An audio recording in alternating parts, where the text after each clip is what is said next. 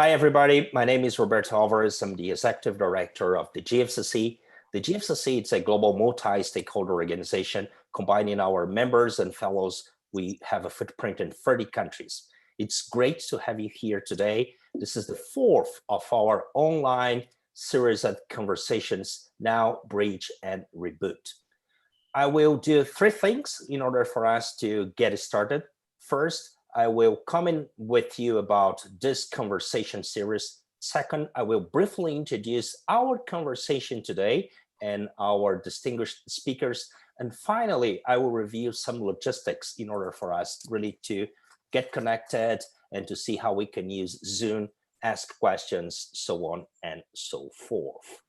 So, as I said, this is Now, Bridge, and Reboot. This whole conversation series was started because of the COVID-19 crisis.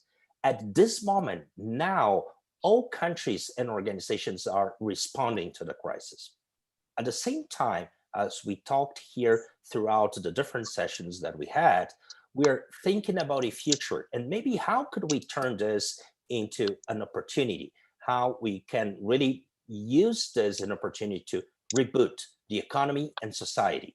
And finally, how can we bridge what's happening now with that future? What are the actions that we could take to build that better future? As I said, this is our fourth conversation. We are highlighting today, especially different realities around the globe with a particular focus on Asia and the Middle East. So we are looking east. And the motto for the conversation today is to learn from the things that countries, leaders, and organizations are doing around the globe to fight COVID-19, but also to build that future. We have a fantastic group of speakers today. So let me briefly introduce Dan, make a short comments, and we'll get started with our conversation. I'm starting with, we have Deborah Winston-Smith, my boss, who's the president of the GFCC. Deborah has a fantastic career spanning government, private sector. She was one of the leaders overseeing the implementation of tech transfer offices in the United States when she was the Assistant Secretary for Technology Policy at the Commerce Department in the United States. And she has played a variety of other roles throughout the years. Deborah also is the president and CEO of the US Council on Competitiveness. Joining us from KL, from Kuala Lumpur in Malaysia, we have Ahmad Tajuddin Ali. Tajuddin is the co-chair of the Malaysian Industry Government Group for High Technology. He has a fantastic career in research and the university world, also has played several roles in the corporate world. He was the chairman, the executive chairman of a power company, the main power company in Malaysia, and he was the president and CEO of the Metrology and Standards Organization in Malaysia and a variety of other bodies. From Abu Dhabi, we have Rashid Al-Blushi. Rashid is the Undersecretary for Economic Development in Abu Dhabi. He was one of the leaders that created the stock exchange in Abu Dhabi with a background coming from computer science and taking that to the business world, also leading one of the main free zones in the Middle East. So Rashid, great to have you in the GFCC, great to have you here. We will be joined shortly from Korea by Tai Shin Kwan. Minister Kwan was the co-chairman. Oh, I see Minister Kwan here. Let me see. I think I will work to get you connected here in the conversation. Minister Kwan, yes, here we are. Tai Shin Kwan will be joining us in a minute. So Minister Kwan was the ambassador of Korea to the OECD. He was the co-chair of the Presidential Council on Competitiveness in Korea. And now he's the vice chairman and CEO of the Federation of Korean Industries. Minister Kwan, great to see you. IT worked, we'll have you connected. We from Japan, we have Yu joining us. Yu is the president and CEO of a Forma Corporation. He is an advisor to the board to the Mori Building Company, and he's a board member for Groupe Renault. She has been in that position since 2016. Yu also is the director for international affairs for the STS Forum. She has been working to train leaders, develop leaders, and connect corporate Japan with the world for several years, having lived in Paris, having worked in Paris and Tokyo. Thanks a lot for joining us, Yu. And finally, we have our friend, colleague, GFCC Distinguished Fellow, Jack Singh, joining us from Singapore. Jack is a social entrepreneur. He has founded a variety of nonprofit organizations addressing the business opportunity of the bottom of the pyramid and some of the most pressing issues that we face in the world, connecting business, sustainability, and development. Ladies, gentlemen, thank you so much for joining. We are taking questions here. If you have a question, please use the Q&A feature here. We already have a comment from our dear colleague, Chad Evans from Washington, D.C., our Executive Vice President and Treasurer at the GFCC. Great to have you here, Chad. Everybody, if you have a question, please use the Q&A feature on Zoom. We're getting started. Really, as I said, the motto of this conversation is to learn, and to learn from experiences around the globe. Today, we're looking east. Asia was hit first by the COVID crisis, so response and reopening are mostly happening there before that in other places. We want to learn from what you have learned. We want to know what you have learned. We want to know about the situation in your countries, but also, what do you see going forward? What are the opportunities that you have already identified? How will this impact business, policy, societies going forward? To get started, I want to invite you, Deborah, to make initial remarks, and then we'll go around. And please, if you could put your mics on mute while you are not speaking, that would be great. Deborah, over to you.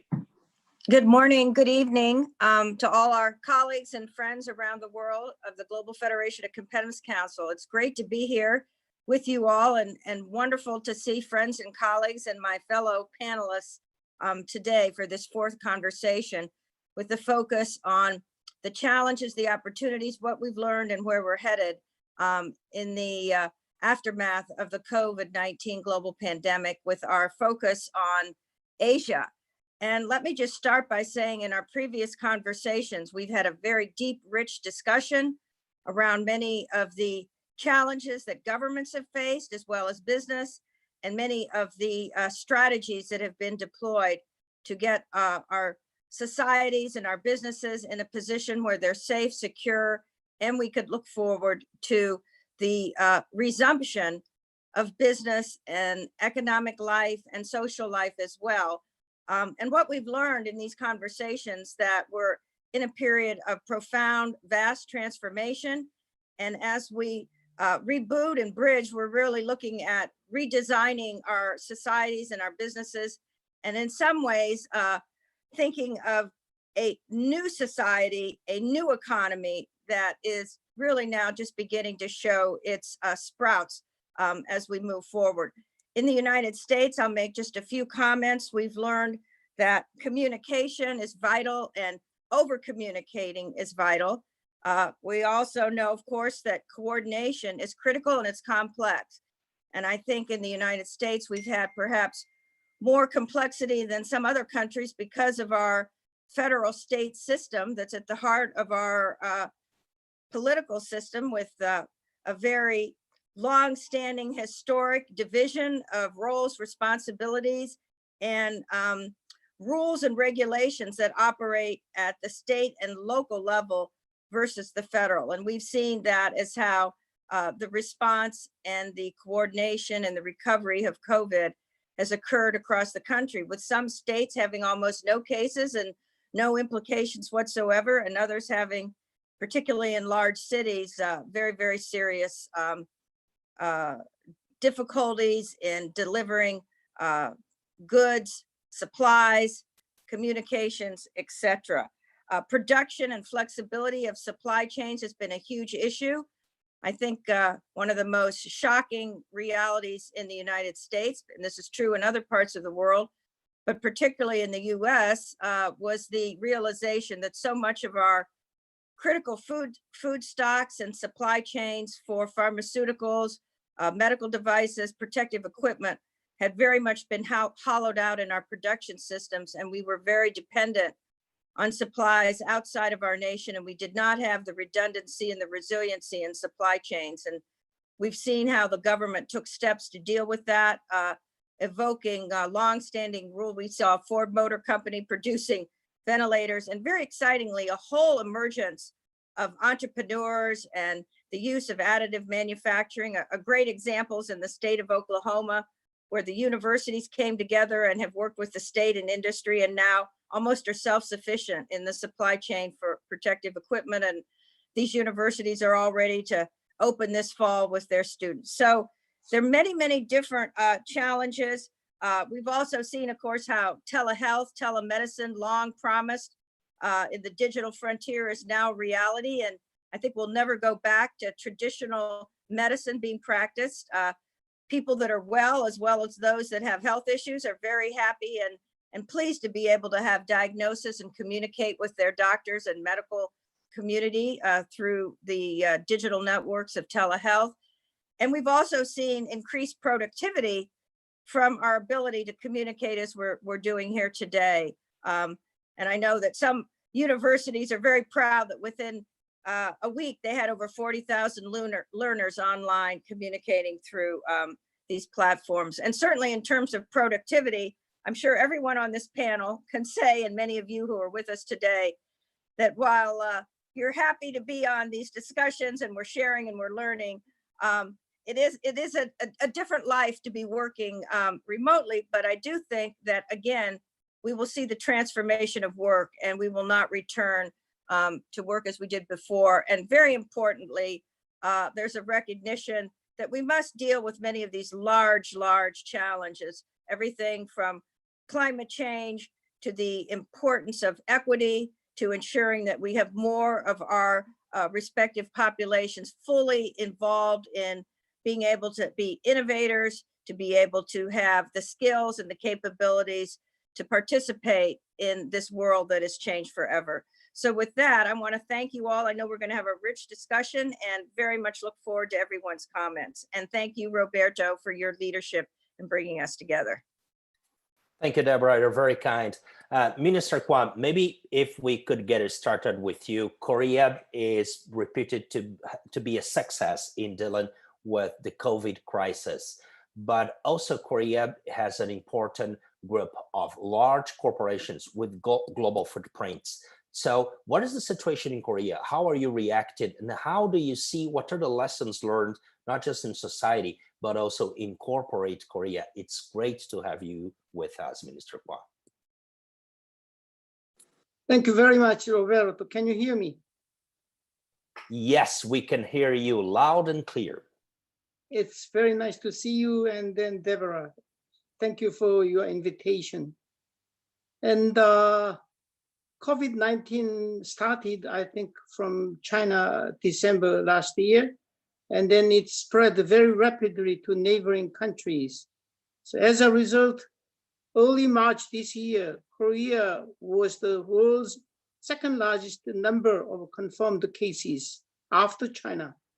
That is China, 79,000 people, Korea, 3,500. The third was Italy, 1,100. But now, as of today, while world's confirmed cases 6.3 million people, Korea confirmed cases only 11,000 cases. This put Korea in the 50th place in the world, and very low mortality rate of 2.4%, globally 109th. The reason why Korea has been very successful comes from some factors, like we had past experiences dealing with MERS and SARS. And in Korea, the top quality students becoming medical doctors. So we have a very talented, and then the experienced medical doctors, and then medical system. And because of the yellow dust coming from China every year, Korean people are accustomed to wear facial masks. That was good way to protect the COVID-19. And in addition to that, we had a world top class IT technology and infrastructure. If I tell you an anecdote or the how much we have developed, we had very widespread cases coming from gay club named the King Club, but they didn't write names. They didn't write their names and their telephone numbers, but because we had base stations, 20 of them around that area. So we have traced 11,000 people which were connected with those base stations at least more than 30 minutes for about a week. And then we traced all of them. And also Korea was the first country for creative ideas like drive-through screening centers. And then Korea Center for Development, the control was very transparent, and then did a lot of preemptive policies. And in addition to that, we were the first country who produced a lot of testing kits very early. Therefore, we could send it to even USA.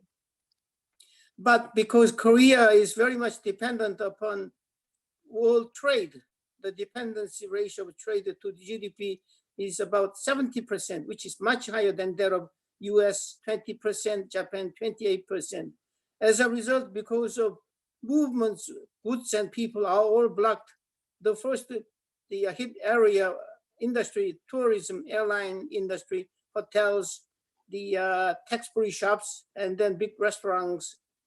So we are very much worrying about this situation. So in response, like any other country, Bank of Korea has lowered its base rate to 0.5%. And then government did a lot of expansionary fiscal policy, which is about 3% of the GDP. But what I'm worrying is we should not go back before like a Bretton Woods system, which guaranteed free trade, multilateralism, and then the rule of law. It's all coming from America-led multinational institutions like IMF, WTO. But I'm afraid the functions of these international institutions is not doing well. And while we could see some conflict between China and USA, so I think restoring international order is the very necessary, urgently needed. The world should go back to a cooperative system. So therefore, instead of rule of force, we should do rule of law. Instead of unilateralism, we should do multilateralism. Instead of protectionism, we should do free trade. And now the Korean companies very much worrying about this situation.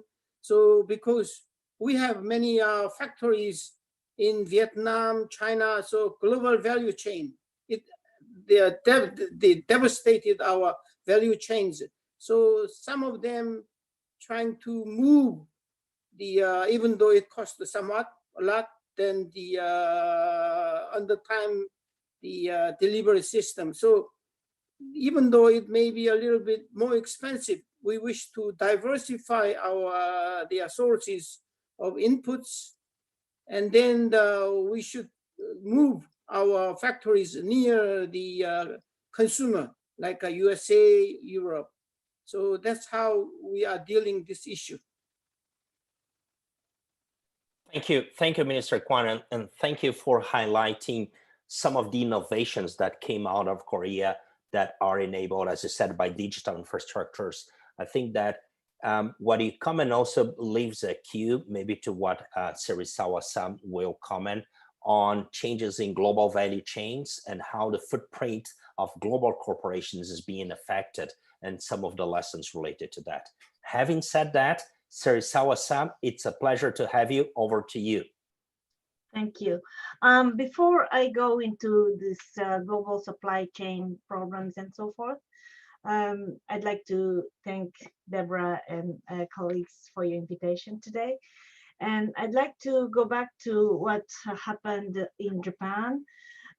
We have faced this new COVID pandemic maybe once again in quite a unique way, at least in terms of policies put in place, with just a minimum number of CPR testing. The Japanese government has been criticized both from inside and outside of the country for this, especially compared to our neighbors in Korea, where heavy testing has been done from the very beginning. And even so that at the beginning of April, the US Embassy in Tokyo recommended that US citizens try to go back to the United States as early as possible, as the Japanese government's policy was not credible with so little testing.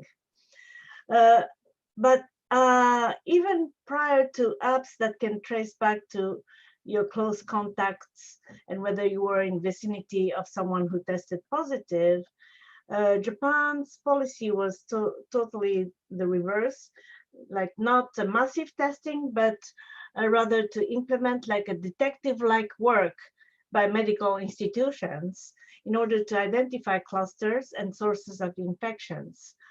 And they did that in quite a very analog and traditional way of questioning. I think what was quite formidable then was that most people complied with the questioning and placed priority on public safety rather than their own privacy, and which helped tracing most sources of infections and imposed quarantine on related people in quite an efficient way. At that time also, early on we had this Diamond Princess cruise ship lesson, which was quite criticized at that moment. But I think because it was a closed environment, it served as a sort of laboratory and a good lesson for the policymakers. I think what was also effective was that Prime Minister Abe at that time also was very vocally criticized for closing down all schools as early as end of February. Japan at that time was counting only like a few dozens infections, and that very unpopular decision still provoked like an almost instantaneous change in the behavior of people. It worked a little bit like a shock therapy. While schools and while the young people apparently were not that much affected, but I think that sent quite a strong signal that it should not be taken lightly. And as of today, maybe the numbers are undercounted. However, we don't see any excessive death, so the figures should not be that far from reality. Maybe take or add maybe several dozens, but still with 127 million inhabitants, which is about 40% of the United States, we are counting 17,000 cases and 900 plus deaths, which is still substantially lower than other countries, especially given the average old age of our population. So in a way, it's called like, again, a sort of Japan miracle. We cannot really explain why. Is it sheer luck? Was it a combination of also like social behavior, no hugging, no kissing, wearing masks all the time, as Minister Taishin Kwan said, but in our country, it's also pretty much common, especially in the winter. Hand washing is also extremely already in place in many places. But anyway, that was for the COVID itself. Now, support for the economy, I think that the Japanese government was pretty fast in introducing policies. They especially concentrated their efforts on small and medium-sized enterprises. I think that was quite smart, because actually, unlike the general perception, the large employers in Japan are SMEs, not the Mitsubishis and not the Toyotas. And so they introduced policies, to secure business continuity centered on SMEs through one cash payment, as well as government guaranteed loans with 0 interest rates. Secondly, to secure employment and employees' revenue, the government also supported up to 80% of salaries when paid during activity decline or even arrest. And thirdly, a one-time cash payment of about $900 per inhabitant. I think but actually what we learned was interesting. I think that now that we are slowly going back to, I wouldn't say normal activity, but still we are starting to reopen things. What we really learned was that this crisis strengthened social cohesion, unlike other countries. We saw that different social classes started to help each other. We saw many more business owners and successful businessmen donating much more money. We saw collaboration between different industries. Of course, as Deborah mentioned, many started to make respirators and other health-related masks and other health-related things. But also, we saw that particularly important was the support between different generations. Before Corona, I think Japan, with this aging population, was seeing more like a disparity between the older people and the younger people and less communication. Now, the younger people were much more mobilized to protect the elderly.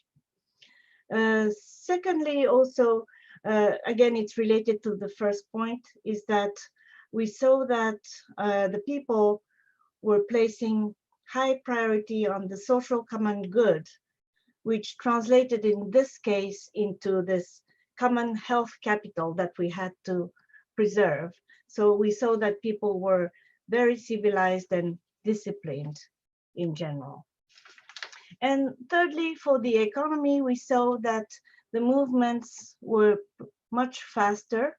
And now going back to this global supply chain problem, actually about 10 years ago in 2011, we had this large Fukushima earthquake, which also disrupted a lot of supply chains.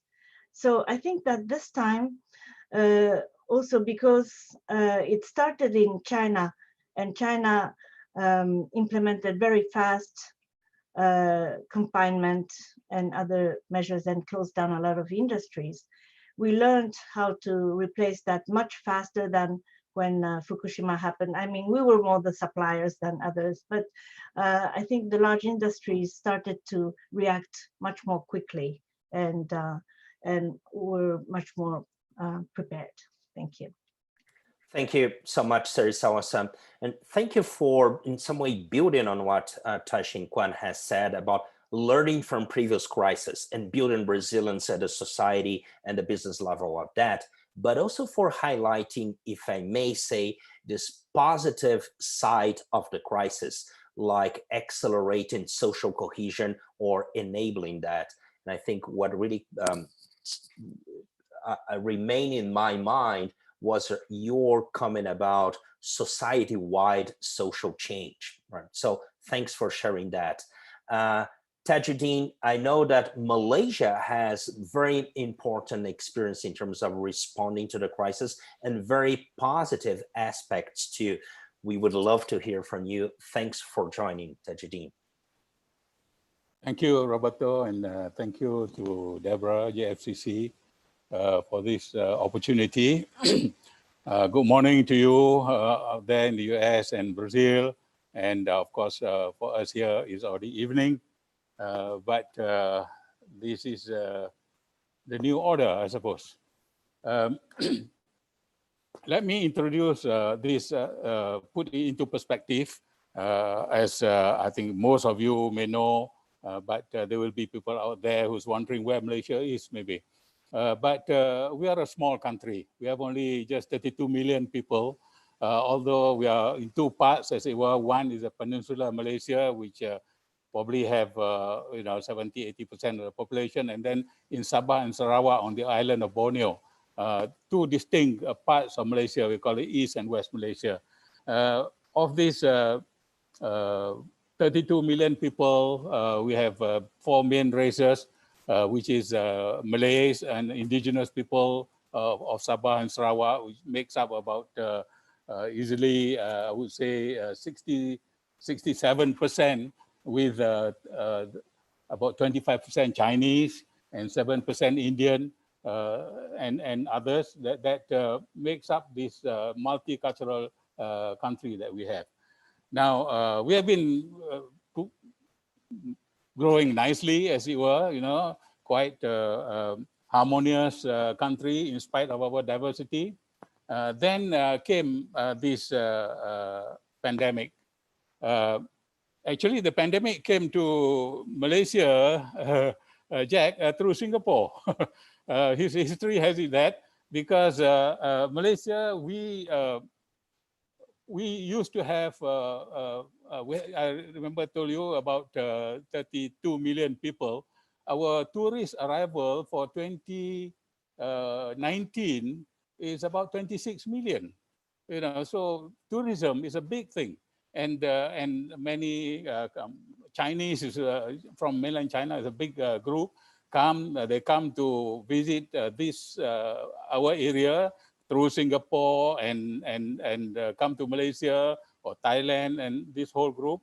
So we were thriving on tourist arrivals, one of them. So and the first case that was detected were actually three Chinese from China, from Wuhan actually, that came to Singapore and then cross over into Johor Bahru, which is a southern tip of Peninsular Malaysia. And fortunately, they were detected, quickly detected. And then later on, it came out that there was a big conference, a big international conference in Singapore, where there were participants from Malaysia, there were participants from Wuhan, from China, many from China and from other parts of the world, including the United States, that was traced to be one of the sources of this infection. So quickly, I would say, government acted on this very quickly, the Ministry of Health. And by the end of January, on the 25th of March, of January was the first, these three cases that I mentioned, the Chinese nationals that came into Malaysia. And then quickly we introduced preventing the incoming of tourists and so on, and controls were put in place. And there were then during March, the first local transmission was detected. And in fact, it was a major event, a religious event that was held at a mosque attended by, I think, about 20,000 people or something, big group. And it became a big cluster. And then the government introduced, fortunately for Malaysia, we too, like the United States, which is bigger, much bigger, but Malaysia too is a federal state, but our federal government is fully in charge of the major issues of health, education, security, and all. And the states only take care of land and natural resources issues. But fortunately, we have this law that was enacted in 1988, I think, if I'm not mistaken, which is the Control of Infectious Diseases Act. So quickly, the government imposed that act, which enables government to act on strict control of movement of people as part of the measure in order to control infectious disease. This was called MCO, is a movement control order under this federal law, and as soon as during that time, the MCO was introduced on the 18th of March. 18th of March. In fact, personally, I was also involved. Affected, not involved, affected, because what happened was I was chairing one of my board meetings, and later on, a few days later, it was discovered that our company secretary was positive because she attended another meeting before that, and she was tested positive. So I was with all my board of directors, had to be screened, had to be tested, swab test. And fortunately, all our directors turned out to be negative, including me. But I was also had to be home quarantined for 2 weeks. That was on the 16th, starting on the 16th. But on the 18th, our MCO, this movement control order, was put in place initially for 2 weeks. It's sort of the lockdown, and then extended for another 2 weeks. And then until today, it's still there, but I will explain a little bit later. There's some relaxation that has taken place since middle of May. So it was close for me personally because, worrying about waiting for the result, whether the test was negative or positive, but fortunately it was negative.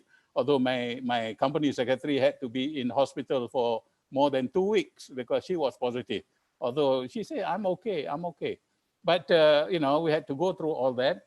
And the ability of the government to control movement through the enforcement of the MCO really helped a lot in flattening the curve, as it were. It was going up just like everybody else, but very quickly we are able to control. And by middle of May, the government feels that things are beginning to get under control. So there was introduced what is called the conditional CMCO, Conditional Movement Control Order. It was a sort of a relaxation of some of the terms, which enable during all the time, all the essential services were open. People are allowed to go to buy supplies, go to the grocery stores and so on. There's no problem. But interstate travel was not allowed and so on.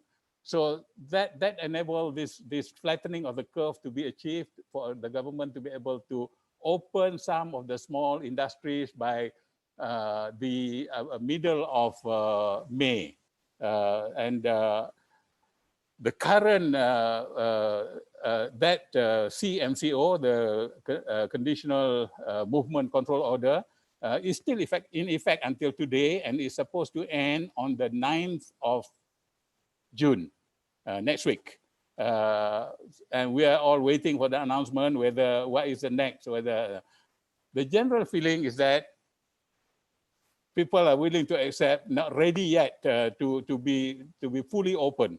But there are pressures because all the time the government is fully aware of while there's a need to balance the health issues, but there's also the need for looking at the welfare of the people. People need to go back to work. People need to go and earn a living, and factories need to open and so on. So it's balancing that between the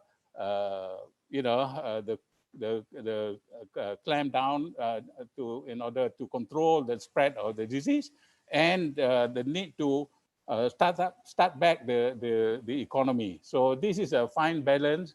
So far, the feeling is that we have reached a point that the situation is under control. Even today, one bad news, one good news. The bad news is that a new cluster has been detected, and the government has announced that that particular region, a small region area, will be under enhanced MCO. So in other words, lockdown, but very specific in that area. The other specialty or thing about Malaysia, out of a population of about 32 million, we have more than 2 million foreign workers. And these are mainly in the construction sector, in the plantation sector. And at the moment now, we find that a lot of the new cases that have been detected is from among these foreign workers that are in Malaysia. I think similar experience in Singapore. And that part, I think Malaysia is learning from how Singapore is managing, especially on these foreign workers. But they are easier in a way because they're staying in identified quarters and places where these foreign workers are staying. So in a way, making the control and a little easier. So that is our experience. Of course, on the economic side, the government earlier on has already introduced economic measures to support direct to the people, especially the lower income group, the one that is needing help and so on. And then later on came in with support to particularly SMEs, particularly to keep people employed and to keep companies able to operate and so on. So huge financial fiscal stimulus has been put in place, small in comparison, of course, in numbers, but from in the context of our size of the economy, it is substantial. And the issue is going forward, then whether we can afford this. So there are other things that I will come back later on going forward, but I can just summarize that apart from the pandemic issue, the health issues, there is this other factor in Malaysia. There was a change in government during this period. So there is, to a certain extent, political uncertainty going forward. And then these economic pressures that,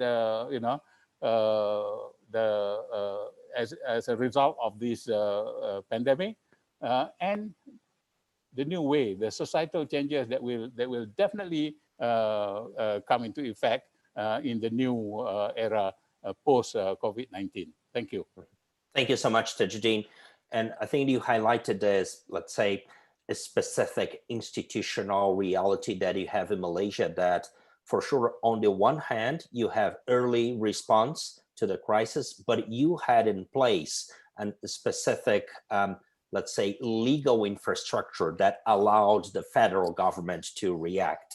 And so thanks to highlight that. One question that I wanted to leave to you just to think in now our next round, it's really, you mentioned tourism, and tourism is being highly affected around the globe.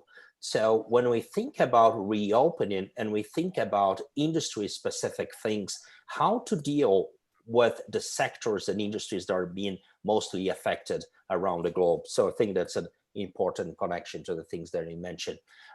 Jack, over to you. You are for sure based in Singapore. We just heard a bit about how the flow of people across borders is a critical issue. I know that you've been focusing on that from one specific perspective, but also you as a social entrepreneur have been driving the development and deployment of solutions worldwide. How are those things connected to the COVID crisis and going forward?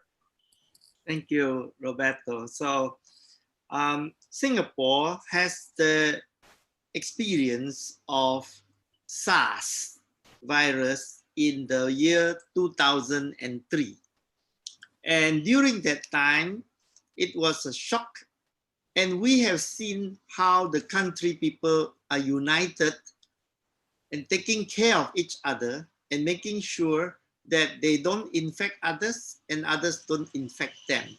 So this experience becomes very useful this time in COVID-19. The behavior of the people are very diligent. They listen everything the government say. This has been a culture politically very convenient and very easy to control people. But when it comes to COVID, it's also very useful. We were controlling so well that we were named one of the best managed in the world until we forgot about the foreign worker dormitory. And then this starts the second wave and leading us to a lockdown. Before that, we were like Japan, free to go anywhere, just do some social distancing, don't need to wear masks, and later on, okay, wear some masks. But when the dormitory workers start to spread, it spiked. Fortunately, we are now again seeing that everything is receding and coming to normal.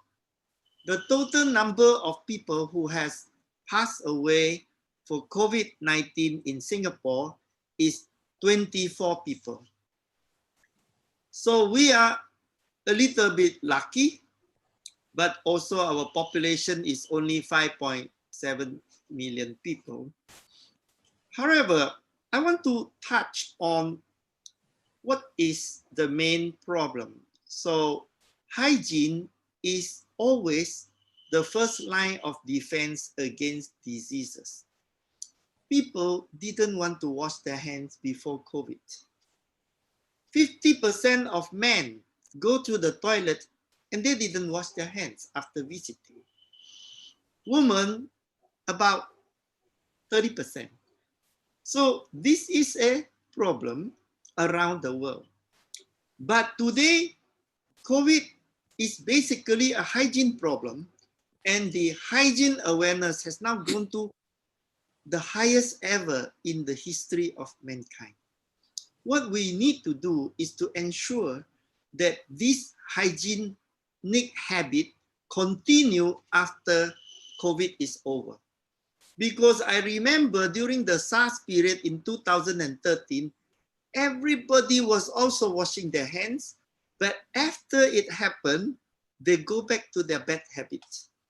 So this is a permanent culture we should convert into folklore, into story that mother tell to children, to grandchildren, and this must be a story about long ago. There was a time where so many people died because they didn't wash their hands, because they were transmitting with one another. So I hope we can continue this thing. I saw that the world neglected hygiene and sanitation since the year 2001. 20 years of working on sanitation. I created what is the World Toilet Organization. The acronym is WTO, but not the World Trade, but the World Toilets. The people laugh at it, and because when they laugh at it, they start listening, and it was very, very effective. In 2013, our founding day, 19th of November, became adopted by the UN General Assembly, all 193 countries, to be called the official UN World Toilet Day. And that helps hygiene and sanitation awareness to become escalated. Right now, I am planning with Japanese to export the Japanese culture of hygiene and sanitation and good toilet culture to all over the world, because the Japanese has the highest toilet culture.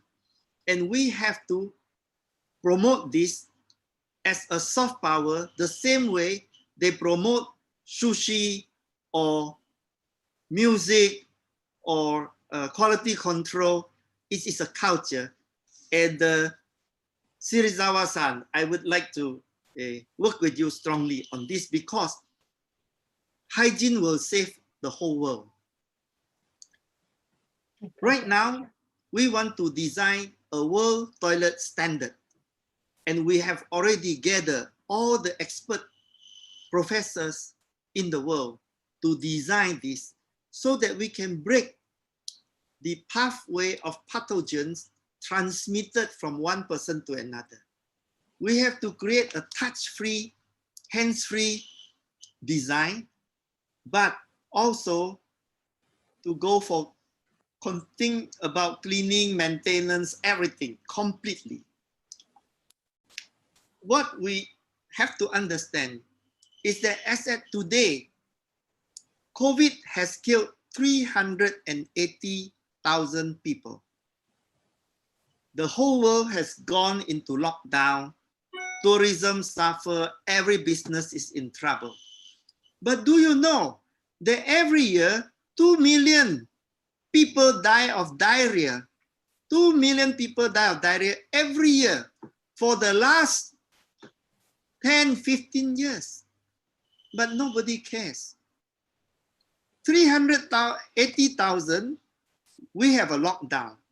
2 million every year, nobody heard of it. So we have to take care of human beings everywhere. Do you know that 9 million people die of hunger every year and nobody hear about it? So we have to think, is this an opportunity? Now with COVID, there is an economic crisis that is going to follow after this problem. And this economic crisis will create joblessness, hardship. A lot of people are dying of starvation because they were marginal. And in India, in a lot of developing countries, COVID is not killing them. It is hunger that is killing them. Now, I think after COVID, there will need to be a redesign of the world. Here's my recommendation. First, we need to see the 4 billion people earning less than $8 US a day as new customer and a new marketplace. This new marketplace look like poor people, but they are actually the same kind of marketplace before Vietnam became prosperous, China became prosperous. And if you take some years back, even 150 years ago, the Swiss were so poor. And they all got out of poverty because they were treated as customers. The Japanese was very poor after the war, was treated by customer. And the only way we can get people out of poverty is through the marketplace. No amount of donation will ever get people out of poverty. And poverty is a big disease risk. So what we want to do after this, we cannot continue to have a consumption growth calculation. We cannot use GDP as the measurement of progress, because if we measure by GDP, we have a concentration of money only in a few people. What we need to do is to redefine the meaning of success. COVID has reminded us that disease does not discriminate between rich and poor. We are in one world together. So I would suggest we redefine a billionaire as one that improves the life of a billion people.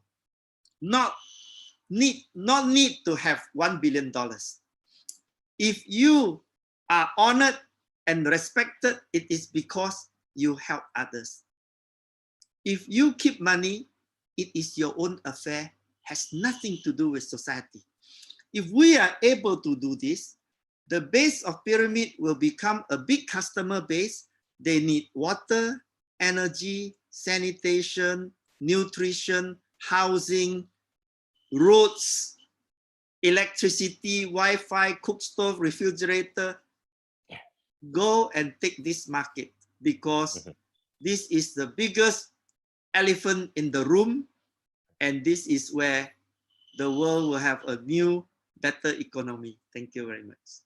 Thank you, Jack. I think this is something that came out in different moments during our conversation, redesigning the world. But you brought this new perspective about soft, let's say, soft power, and translating, scaling up certain values, as you said, sanitation culture, but also seeing the things that we don't see and that we should pay attention. So thanks for raising those aspects, Jack. Rashad, over to you. The Emirates have been experiencing incredible growth recently. So what's happening now? How are you reacting? Especially, I think just one aspect that we can also comment, and some of the colleagues mentioned, as we get more globalized and we had an important flow of people going and working in the Emirates and in Abu Dhabi, in other regions. So how are you responding, and what do you see going forward? Thank you so much for joining. It's my pleasure, sir. Ladies and gentlemen, please allow me to thank you for hosting me and to give me a chance to talk about the experience of UAE as a federal country and Abu Dhabi as the capital of the United Arab Emirates. As mentioned, the United Arab Emirates, it's a country of 10 million of the population, whereas the expat who are living in UAE counts to be 90%, 10% only the national. Like all of the stories that I heard now, like most of the countries, COVID-19 was not something that we knew about. It came suddenly. And for the history of the United Arab Emirates, we did not have such a crisis previously. So it was something new to us. And at the beginning, we were like, we've seen cases, 1 or 2. I still remember the first time we heard of it. Then it became 4. Then it started to increase. As a government, what was our reaction toward this increase? Of course, we always wanted to check around us, look around us globally, the expansion and the control that are taking place to manage this condition. Within time, we have agreed that this is something, if we don't control, it would be out of control. So we start to lock down the businesses. We started early with the schools. We said the most affected human being going to be the children, and immediately we took action to close the school. Right after that, we started to close other businesses, including the government. Let's not forget the country is established 1970 as a country we see today. So we've been putting so much into the infrastructure, and we've been putting so much into developing this infrastructure. So it was the way I see it, when we started to close down the businesses, it was a good test to see how sustainable the business is going to continue in UAE and Abu Dhabi. Believe it or not, as a government entities, almost, I would say, 100% were closed. The Department of Economics that I'm running, even running the IT infrastructure, they were done remotely from homes. And the infrastructure proved the continuity of it. As a matter of fact, when it came to the productivity, we've seen the performance of the outcome were improved. Since everything was locked down, I will talk about the positive side. We started to provide services to the stakeholders. Doesn't matter, being big companies, SMEs, individuals. And as we talk today, it's not even the majority of the services are done electronically, but most of them are done less than 10 minutes. And this is how efficient the running of the situation.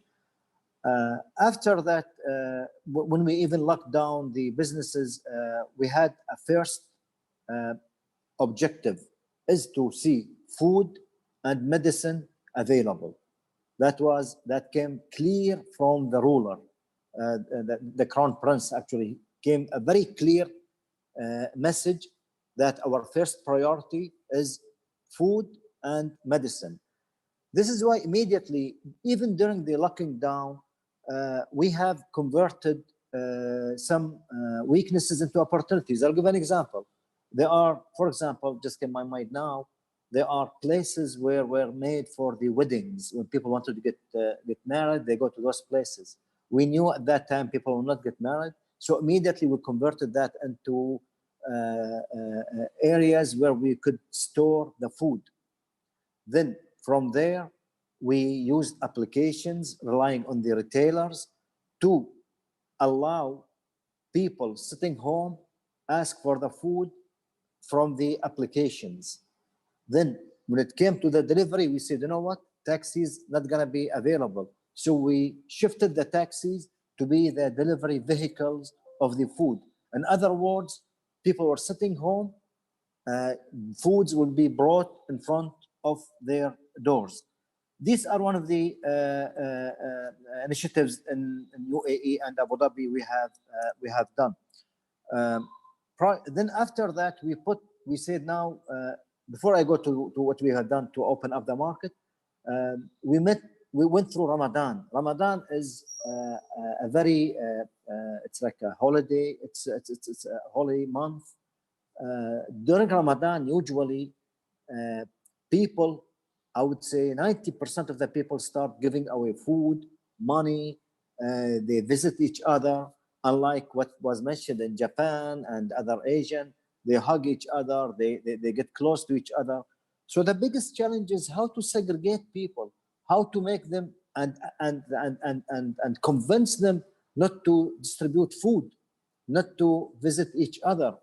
But we have a very strong respect to our rulers who came and they have announced that please forgive us, but we need to stop the distribution of food, distribution of money, and visiting each other. Surprisingly, the reaction immediately took place in the next second, and we started to see people wearing masks. Masks to us is something we were not used to. We have never ever seen a person wearing mask into the street.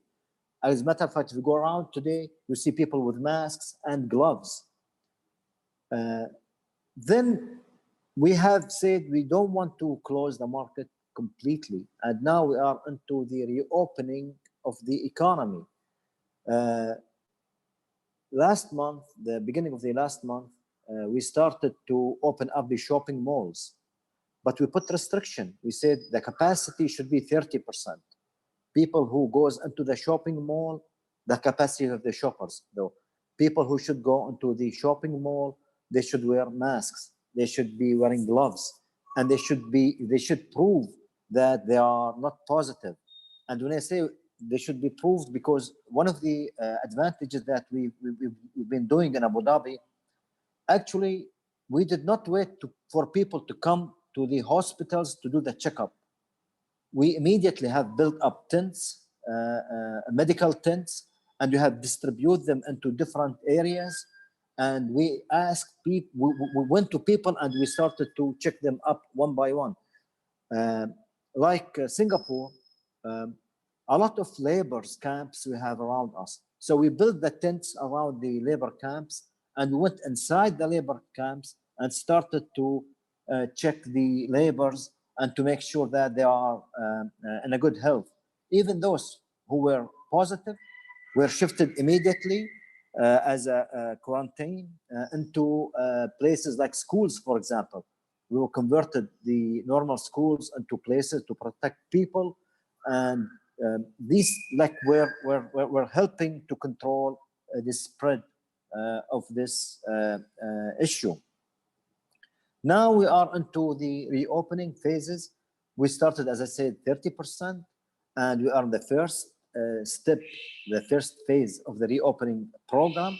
And we have some criteria, we have some percentage, we have some some issues that would enable us to be shifting from phase 1 to 2. We are very close now to go to 2. What does that mean? Going to 2 and phase 3 is the, for example, if I go to shopping mall as an example, we started with 30%. Now we are about to go to 40% of the capacity to allow the shoppers to get into it, then 50, 70, 80, and 100%.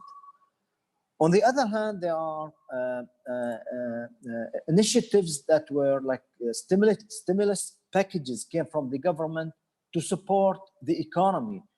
The objective with those stimulus packages is to keep the cash on the pocket of the businessmen, to make sure that they would pay their employees and to run the economy smoothly.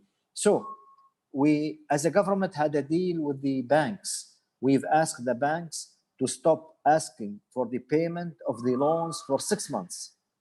And those up to 6 months, we said you don't have the right to ask for the interest rate. There are businesses were very much affected, like restaurants. Restaurants were stopped completely. So as a government, they have a program to rebate 20% refund of the rental of the businesses, issuing licensing, renewing licensings. We made sure that when a company or a shop is about to do so, the fees are zero, no fees for that. And even the penalties, there are 71,000 licenses were waived from any type of penalties. This is just to make sure that the continuity of the businesses are there. There were like projects were done from the private sector, semi-government sector, to the, we're serving the other parties like the government, for example. We issued a law that the payment of the both goods and gut services must be done within 15 days. Again, it's just to do the kind of settling the payment for the businessmen. These kind of programs enable the economy to not to have a big loss on them. And we are having different programs now to even boost up the economy. But again, our main emphasis now is to make sure that the food provided into the tables with the quantity that the end users usually ask for. And again, the price should never ever go higher than the normal purchase price. This is in a nutshell the treatment from our side as a government to this issue. Thank you so much, Rashad, and for highlighting the importance of leadership and government leadership, as you mentioned in different moments, but also the opportunity and the need to create innovative solutions. This is one of the topics that will be coming in our previous session last week, really about urban solutions or innovation on logistics and other aspects, as you highlighted. Thank you so much. We'll be back to that. Adan, over to you. Egypt was one of the first countries in the MENA region to face the COVID challenges. We would love to hear from you. Thank you, Roberto. And I'd like to thank the whole panel and GFCC. It's always a pleasure to join the meetings. And as usual, we come to these meetings leaving with more than we came with. And today is no exception. The situation in Egypt, though we were quite lucky to start with COVID-19 a bit later than other countries, and we saw what was happening, unlike other countries where they were hit with the medical issue first and then economy rolled in.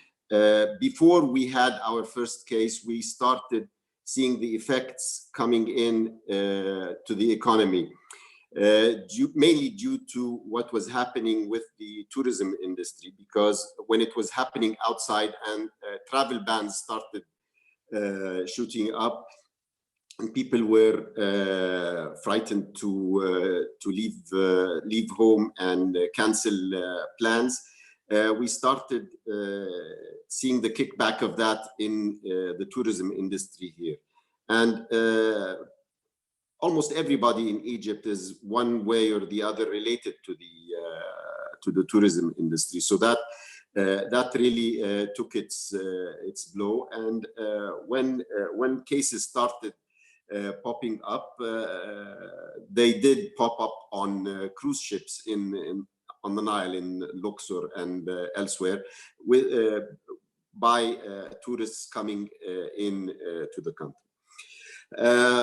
Now, the government has taken the stand that aside from locking down schools, university, government offices, and cafeterias and restaurants, the rest of the country is functioning normally, with a night curfew that starts on some days 8 p.m. or 5 p.m. or 9 p.m., things like that. So, and they move that number up and down. So right now we're working on an 8 p.m. Curfew till 6 a.m. in the morning. So businesses, private businesses, are expected to run normally, even though the government is shut down. In its maybe 60 or 70% of the government is shut down. And but as private businesses, we're expected to operate.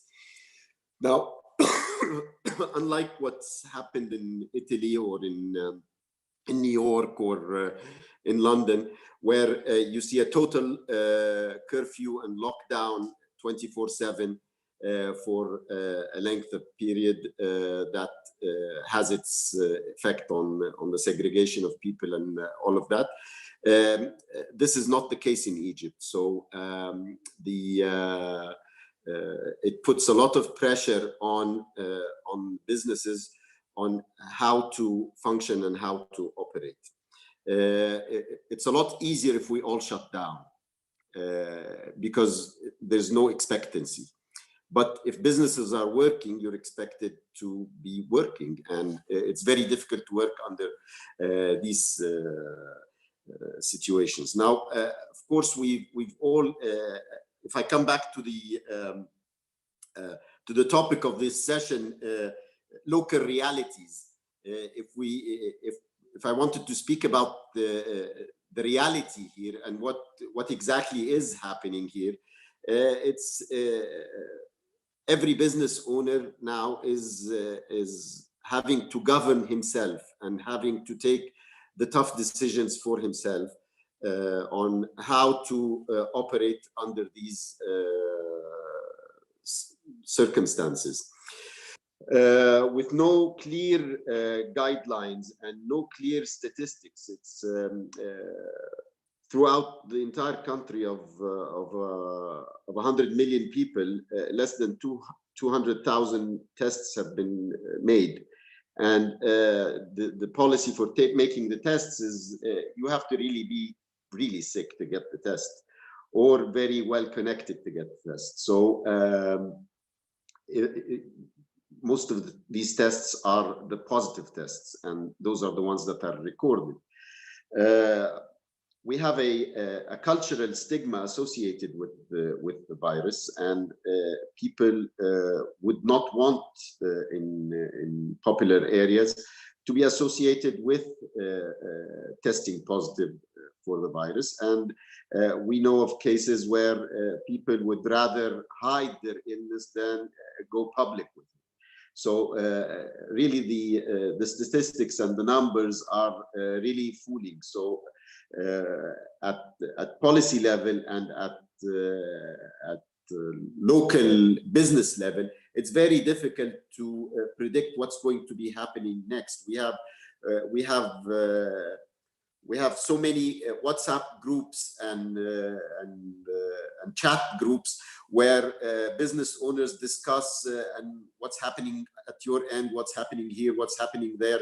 So we're comparing notes and we're formulating our own ideas and our own strategies. Now, it's become very evident that the number one priority for everybody is the health issue, and health takes center stage when anything else is even not needed to be considered. So when it's okay, and people don't really know how to relate to this disease that has already affected, as we just heard, 6.3 million people. And just to put things into perspective, 6.3 million people were affected by something that is weighing less than 6 grams, all of them. So we're looking for something that's really not there. So it's very difficult to convince the simple people of the threat of this, something that they cannot see. So putting on a mask is very difficult. Social distancing is even more difficult. And in our factory, we have to really police and enforce mask wearing and social distancing. And it's until that becomes a cultural thing, and people do it out of convincing. They have to be really convinced that it is something they are doing, not because if they don't do it, they will be penalized. It's going to be a national issue, and it's going to pull us back and give very uncertain dates on when this will end. We are now hearing numbers that are announced of confirmed cases and mortality rates and dates and numbers that we all know that they do not reflect the true figures. Speculations take it that this could keep on peaking into July, and some people take it up into September, with numbers going up to 2 or 3% of the population. That would bring us to a couple of million people. Now, when that happens, it's going to be a very tight situation here on the medical front, because as we have seen everywhere in the world, it's no city or no country is fully prepared to take into healthcare all of those people all at once. So it's going to be a very tough call for people in the future if these numbers keep on climbing. Now, luckily, we haven't seen that huge spike in numbers yet, but announced already that officially that all hospital beds are fully occupied, and we know personal cases where people cannot find a hospital bed. Now, putting all these national issues aside, what are we doing as businesses? Because every day we still have to function. We have to go to work. Now, number one, this myth of the best way to work is to have a just-in-time delivery and just-in-time production line of raw materials flowing into the factory in and out. Is just being wiped out, and it's being wiped out by everybody. Now, instead of having weekly or daily deliveries of materials, everybody is now rushing to stock up on what he will be needing over the next several months. And this is hiking prices, and this is going and putting a huge strain on cash flow for businesses. Now, how is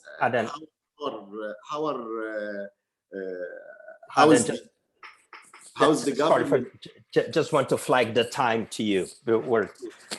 How is the government supporting businesses here? it's very slim, and it's always too little, too late. Now they've launched 100 billion Egyptian pounds, which is really a very little amount compared to GDP, which is around 1 or 1.5% of GDP. And for the informal sector, they've launched a 1.5 million people one-time cash payment of £1 a day for 3 months. Mm-hmm. So we see bumpy roads ahead. Okay. I think I'll leave it at that, and we can continue further. Thank you so much, Ed, and thanks for highlighting this aspect related to business systems and operations, like systems, the need of cash and buffering manufacturing systems and supply chains. Thanks for that. What we'll do now, I'll briefly comment about some of the things that came up. We'll need to close our conversation. So we'll go for a final round. I'll ask everybody to be very quick. But just want to flag to everybody some of the questions that came here. We had a question from Eloisa coming from Brazil about the situation in Malaysia. Minister Kwan has replied to that online about the stimulus package, especially digitalization. I think our colleague Chad Evans asked about Japan and the economic outlook. Thank you, Serisawa-san, for commenting that online, and encourage everybody to check that. And thanks for highlighting this expectation about a V recovery in Japan, Serisawa-san. We had comments about really trust, and this is one of the things that you, Deborah, has been highlighting. You have been highlighting in various sessions that we have here. We had a conversation about social enterprises. So Jack seen comment about the things that he's doing, and Chad Evans remembered some of the things and some of the new funds that are being created coming from private, let's say, things that are being done in the United States by Bank of America, but also what's being done by SoftBank. So I encourage everybody to check those questions, and I really wanted to turn to you, Deborah, for your comments, and then we can quickly go around and get the final comments from each one of our speakers here today. Deborah, over to you. Thank you, Roberto. I want to thank all our panelists for really an outstanding set of presentations. And I think just from my perspective, one of the things we've learned today is how important cultural norms and cultural behaviors are in addressing this pandemic, and how we can learn from each other. Clearly, you know, what you, Serisawa, and Jack, and Minister Kwong, and Tajuddin discussed, as well as our colleagues from the MENA, you know, are different cultural norms and behaviors perhaps than in the United States and Europe. And we can see that if there's a way to bridge some of these cultural norms, we might have better outcomes in the future dealing with pandemics, because the everybody do it their alone sort of individualistic way that's so prominent in a country such as the United States has actually had negative implications for the response to the COVID virus. So that's something that I think came clear very much in this conversation. I know in our next discussion of GFCC, we'll get more into the innovation, but I just want to close on a positive note, because I think, you know, we have really turned the corners in terms of dealing with a lot of the immediate critical responses of governments and the private sector, ensuring our stability and for individuals and small and medium-sized businesses through stimulus package and things. And now's really a time to begin to focus on the innovation driving, you know, the redesign. And I'm very optimistic we're going to have a vaccine sooner than we think. There's so many trials underway, second stage trials. This will be very significant. But at the end of the day, we have to be designing resilient societies and economies. And as I've said on every call, the glue that holds that together is trust and transparency. So thank you all. And maybe we can go over a little bit longer, Roberto, if people are able to do so, since we had such great discussions. I don't want to cut anyone off, okay? Thank Sure. you. Sure, Deborah, and thanks for highlighting this positive thing about innovation. We saw several examples here. So let's go around and let's try to be very brief here. Minister Kwan, we will give you more time. We know that you were squeezed in the beginning. I also know that you are pressed because of time, but want to turn to you for your final reflections and the questions that we saw here today. Thank you. I repeatedly told to many people, world, not only developed country, but also developing countries got a lot of the advantages of free trade initiated by United States. But now I'm afraid world is moving back to protectionism. So we have seen the beginning of the 20th century because beggar thy neighbor policy, and then raising tariffs, and then reshoring to think only one country only. Then that will brought the Great Depression and later World War I and World War II. So we must not repeat that kind of mistakes. So in that sense, I think we should go back to the free trade, multilateralism, and in that sense, I think America-led multinational institutions, which we call Bretton Woods system, provided unprecedented peace and prosperity. We should not forget it.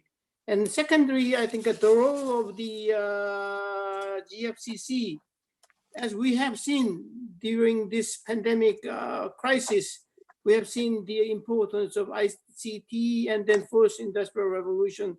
So GFCC should strengthen its role to generate more innovations, tear down entry barriers, and then more flexible labor market, and then regulatory reform, and then boost entrepreneurship.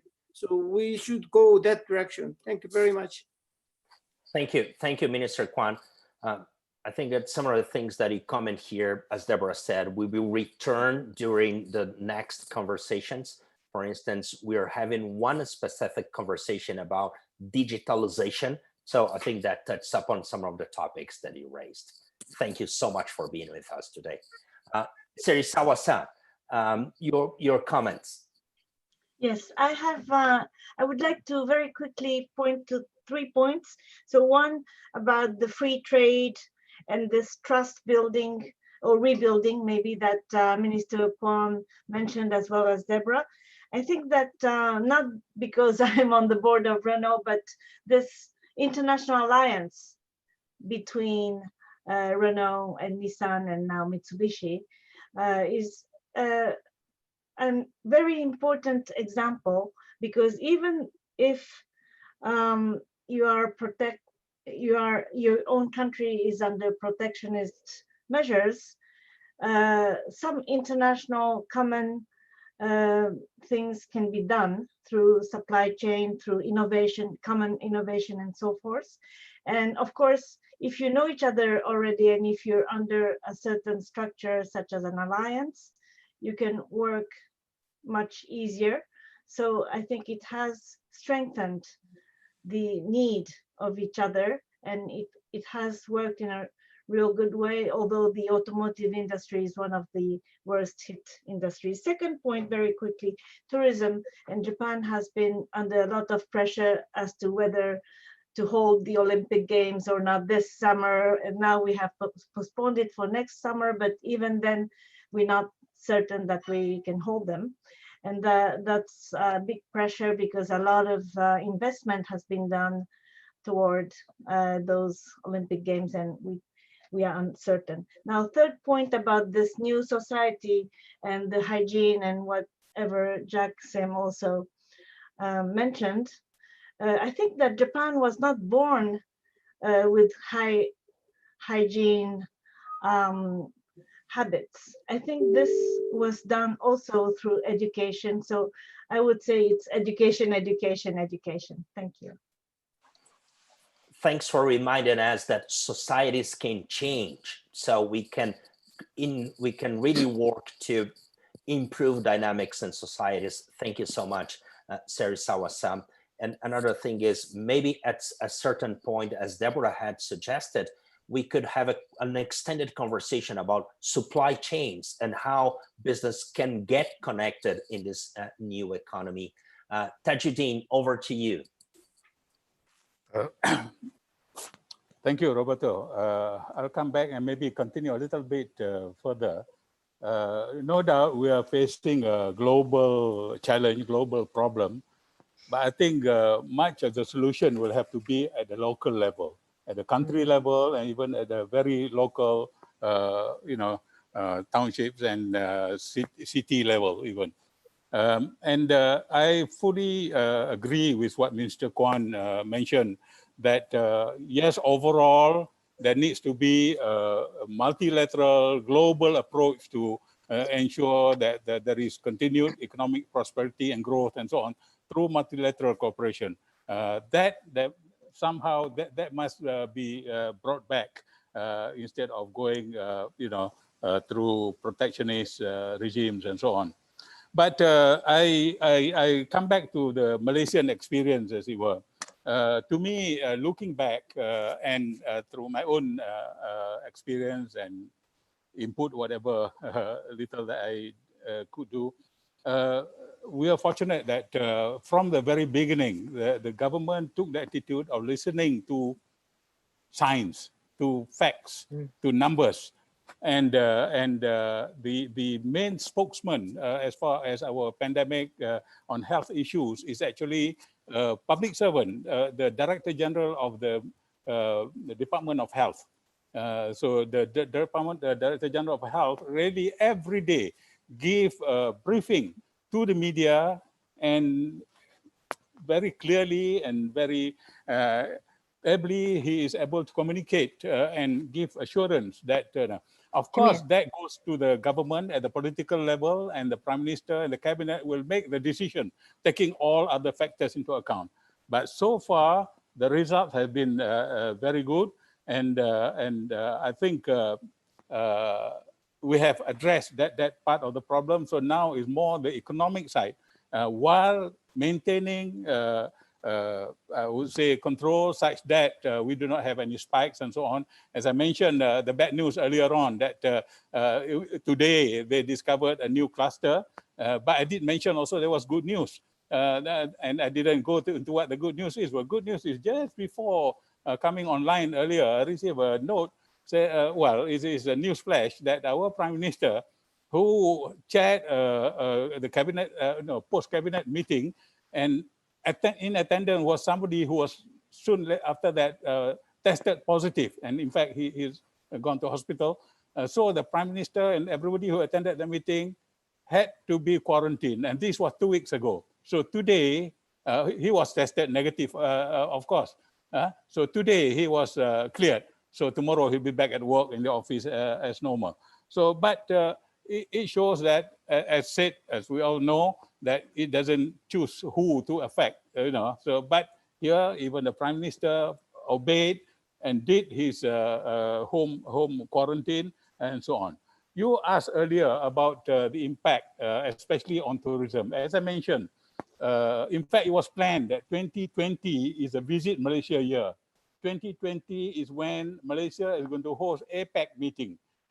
Supposed to be in November. I'm not too sure what's going to happen now, whether it's going to be a virtual APEC. I mean, the official level meeting is going on, but whether virtually, through Zoom or whatever, but whether the full APEC meeting like is done every year, all the heads get together, yet to be seen, because that will be in November. The government has already announced the Visit Malaysia year 2020 is off. We ourselves were supposed to hold a Malaysia Smart Nation conference, because we had the Vision 2020. So this is taking stock where we are, what we have achieved, so on. Supposed to have that conference. Deborah has already agreed to come to the conference, but we had to postpone it, and luckily we postponed because we could not have done it anyway. Now we're not too sure because everybody has got to postpone. So the impact on the tourism sector is global. In Malaysia, targeted visit Malaysia here is off. So now number of tourist arrivals, all the hotels, many on sale, many have not operating at all because there's no occupants coming in, no visitors. So it's a big thing. So it affects the airline industry, the transportation and food and beverages, the conference and exhibition, all this. So it will be a big impact on the economic activity. So it will take some time before this will come. We are not sure whether 2020 itself there will be some growth, but net, I think it will be a recession year. Hopefully that in 2021 things will pick back again. So that's about a positive thing that we can think about, getting out of this, out of the health and pandemic issue, but how to revive back and build back the economic strength and supply chain and everything else that goes with it. Thank you. Thank you so much, Tadruddin. So we need global collaboration solutions. Those will only work with have local effective solutions. Chief, science is chief for that. Thanks for reminding us. You also reminded us about that we are all subjected to this situation and the virus. Jack, over to you. You had commented that before. Your final comments.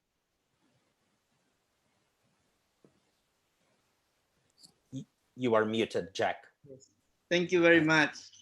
I think that COVID has reminded us about our mortality.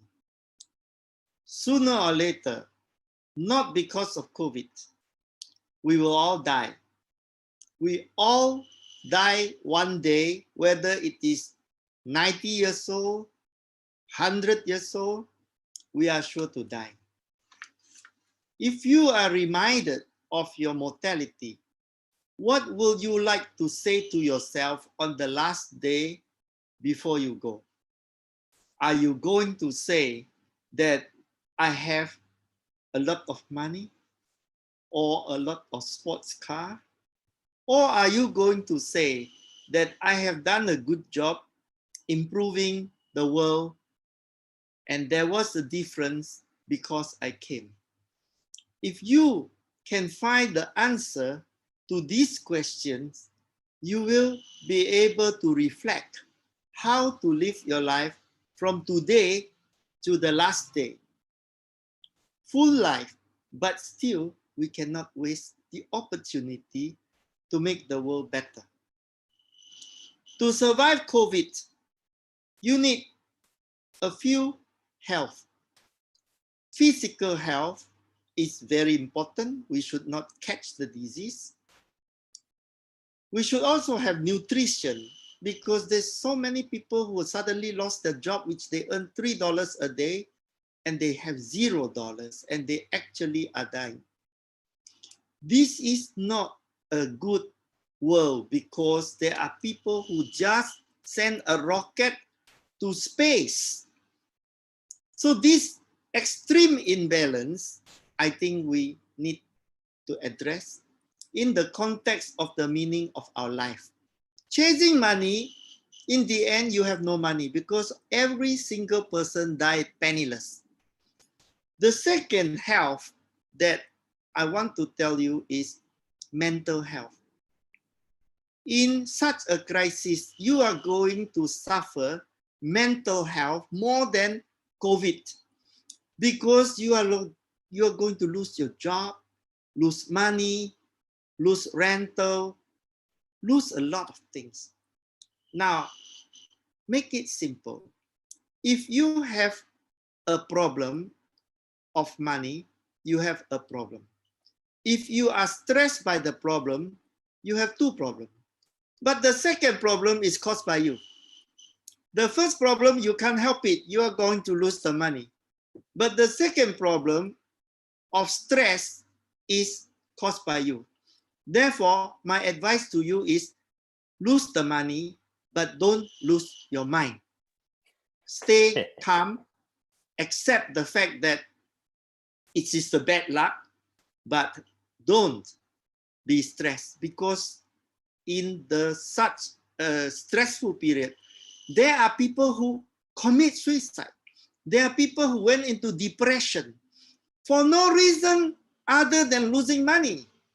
As long as you are still alive, you will have food and you will have a place to sleep. But the most important is you are close to your family, your friends, and your loved ones. This power of love will heal you through this difficult period. And you are not alone. You are not alone. Thank you very much. Thank you, Jack. Over to you, Rashad, for your final comments. Let's build on a positive note. Sooner or later, this is gonna be gone. It might take a few days, it might take a few months, but at the end of the day, it will be gone. The time we go back to our offices, the time we go back to our day-to-day business, the time we go back to our even families, we should not follow the steps, and we should not do things that we used to do before. Today we have all the infrastructure, all the communication channels to have a radical change to the services that we provide. And when it comes to these services, they should and must be innovative. As I said, while I'm talking to you now, the services that we provide to our stakeholders, we have agreed to make them less than 10 minutes, fully automated. It's not easy. We have old people, we have people who are not having the equipment, but again, having the right motivation to create an innovative environment, this is what we need to follow. We've done a lot of mistakes. We've done a lot of things that we could have done before, but maybe we did not have the guts or the courage to say we need to do the change.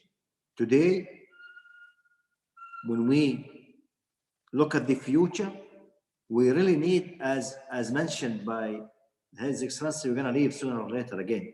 But when we leave, we really need to have the radical change that would serve the community and the economy as well. Having a diversified economy, relying on resources that you could have or been taken for granted, this is the time really to look at it, and this is the time to see the change. I'm very sure, as much as I see you, I'm gonna have this meeting again, inshallah, with you, but it's gonna be a completely different environment, serving everybody positively. Thank you again. Thank you so much. So this is a time for learning and courage. Thank you so much for sharing that, Rashad. We look forward to meeting you. Adan, your final comments, please. Yes, I just want to say something about free trade. Now, everybody is worried about free trade because right now free trade is at risk. Free trade really has to reinvent itself for it to survive. We all need free trade. We all need free movement of people, and we all need free movement of services, but not the way it was, because right now we will be seeing an increase in local investment in science and education. Locally, people will be needing that hospital next to them, not where they can fly out to it if they can afford it. So you will be seeing developments, local developments, and that has to be coupled up with the free trade and free movement of knowledge and free movement of services and people. That's the only way to reinvent free trade and have it survive. I think that is something that GFCC can work on to see how to rebrand free trade and make it a vehicle for wealth redistribution, to bring people out of poverty and to bring people into prosperity, whereas it had been used to widen the gap. Thank you. Thanks for reminding us that life has to be better. So, and we need to engineer systems to make that happen. Thank you so much, Adam. Deborah, your final words.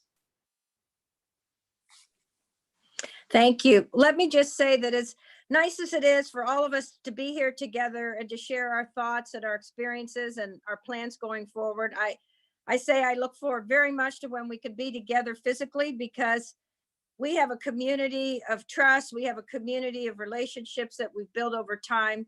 The GFCC is very committed to all of the goals and the aspirations that have been articulated herein.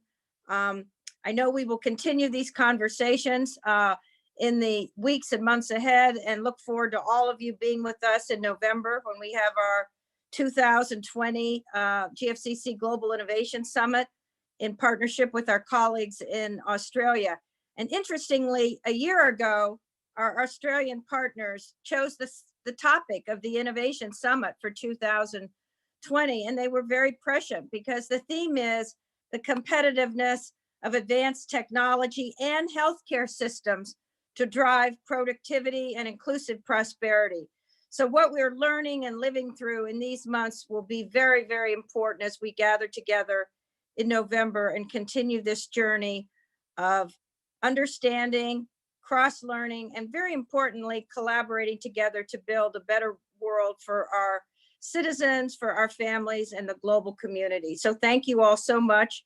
I'm very proud of this brilliant discussion and all of the leadership and passion and humanity that's been displayed herein today. So thank you again. And thank you, Roberto, for your leadership in launching and getting us in this very exciting global conversation on Reboot, Rebridge, and Build the Future Together. So thank you all, and good wishes to everyone for health and safety and coming together again soon.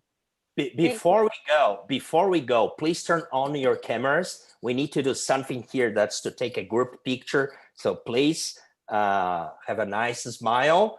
And yeah, let me do this.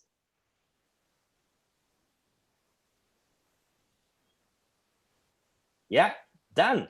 Thank you so much for joining, for all of our speakers to be here today. We will be back in 2 weeks, talking local realities again, having a look towards the West. We're focusing primarily on Europe, trying to learn from the experiences of different countries there. It was great to be with you. Thanks for your kind words, Deborah. Thanks everybody for joining. We had people from more than 20 countries today joining. It was great to be with you. Bye-bye. Thank you. Thank you. Bye. Bye-bye. Bye-bye. Bye, everyone. Bye. Bye. Bye.